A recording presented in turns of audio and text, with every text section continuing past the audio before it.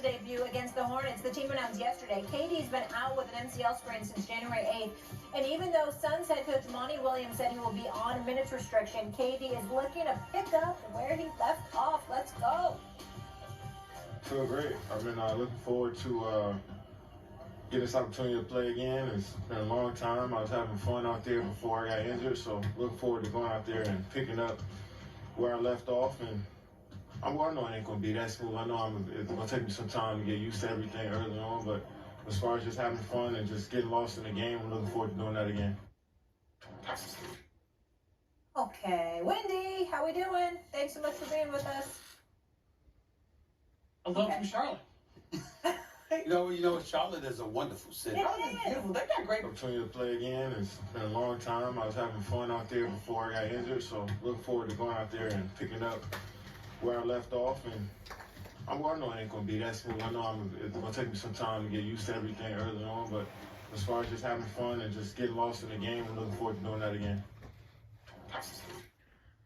Okay, Wendy, how we doing? Thanks so much for being with us. Hello from Charlotte. You know, Charlotte is a wonderful city. It It's is. beautiful. They got great barbecue. It I love I did a Charlotte. season down there at ESPNU, and I used to love it down there. It's super cute. I It's love getting more congested. It's my alma mater, Winston-Salem State.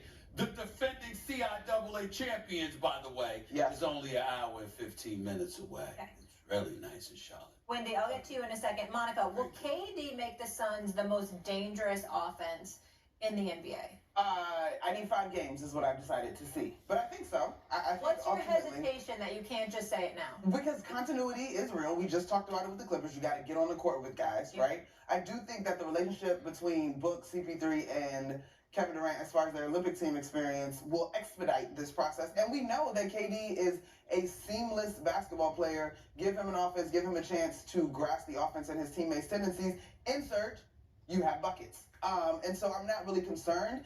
I do think when I look at the West, the Nuggets to me are still the team you got to go get. But I need 5 games. It won't take long. Wendy? Why's that face? Okay, come on, Wendy. So the Suns have kind of had a low-key training camp while nobody's been paying attention. They have only played 2 games in 13 days. Okay, they've only played 2 games since the All-Star break. Now, obviously, some of their players were gone over the break, but guess who wasn't gone over the break? KD and Devin Booker. They were in the gym every day in Phoenix, playing one-on-one, working things out together, talking about strategy. Since they've come back, they've had multiple long practices. Yesterday, here they've been in Charlotte for 3 days. They had a long practice yesterday. Monty Williams was saying that he's gone over all kinds of discussions with KD about end-of-game strategies, and on the defensive end, not so much on the offensive end. As we see Kyrie and Luka Doncic struggle to see what was happening at the end of games as they're learning on the fly, taking losses as they figure it out, the Suns have gone over dozens of late-game situations in practice. So they have had a tremendous opportunity to build the chemistry before getting on the court today. Secondly, Durant knows how to come back from this injury. Twice in his career, he has had injuries of this exact same nature, and he's rehabbed them. And he told me yesterday he's actually felt no pain for a couple of weeks, and the last couple of weeks have just been getting his conditioning and his ramp-up correct. So look, I'm going to listen to him and believe that he's not expecting to be full power tonight, and he'll be on a minutes restriction. I'm going to point out that when he came back from the same injury a year ago, he scored 31 points in his first game and 37 points in his second game. I'm not expecting that tonight, but I think you are going to see a very confident Suns team come out on this floor, and they get the advantage of playing one of the weaker teams in the league without LaMelo Ball. It is all set up for them to get off to a really good start, so we'll see how it plays out. I was getting ready to bring up that point. Let's remember who they're going up against. They're going up against a team that's 23 games under 500, and this is after a 5-game winning streak, okay, which they're in the midst of right now. So it shouldn't be that damn hard. That's number one. Number two, I will say this to you. At the end of the day, it comes down to KD and Booker with CP3 running the show. Now, much has been made by various others about CP3 having lost a step, not being a guy that can bring the ball up the floor constantly because you got people denying him the ball because they want to disrupt Phoenix's offense and stuff like that. I think that changes the second KD gets on the court because you got to preoccupy yourself with KD and Devin Booker. And you kind of want the ball in anybody's hands or one of those two. And so I look at it from the standpoint that this offense is going to be lethal.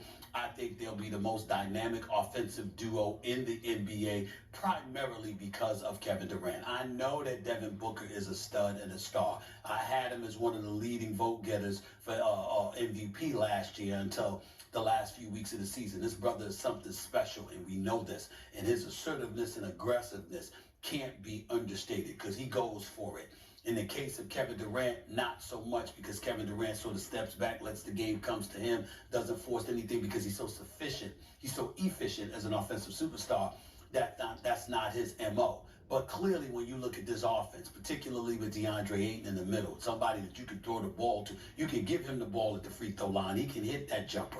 Okay, he can hit the elbow jumper from 15, 17 feet. He can sit up there and he can play with his back to basket. He'll give you 20 and 10 a night. So if anything's going to take away from KD and Durant, it's their willingness to feed DeAndre because you don't want him lost in the shuffle. You want him enthused and continuing to be hyper active in terms of the level of productivity that you're going to need from him. But in the end, because of the weapons, the combination of the weapons that you have inside, along on both wings, I'm sorry. I look at them as the most potent offense in the NBA that's about to come. Yeah. And by the way, I don't need 5 games. I just want 5. I think KD is being humble in the sound that we just played. I think they're going to be fine. But I just want to see what it looks for 5 games. To your point, though, Stephen A., in terms of the DeAndre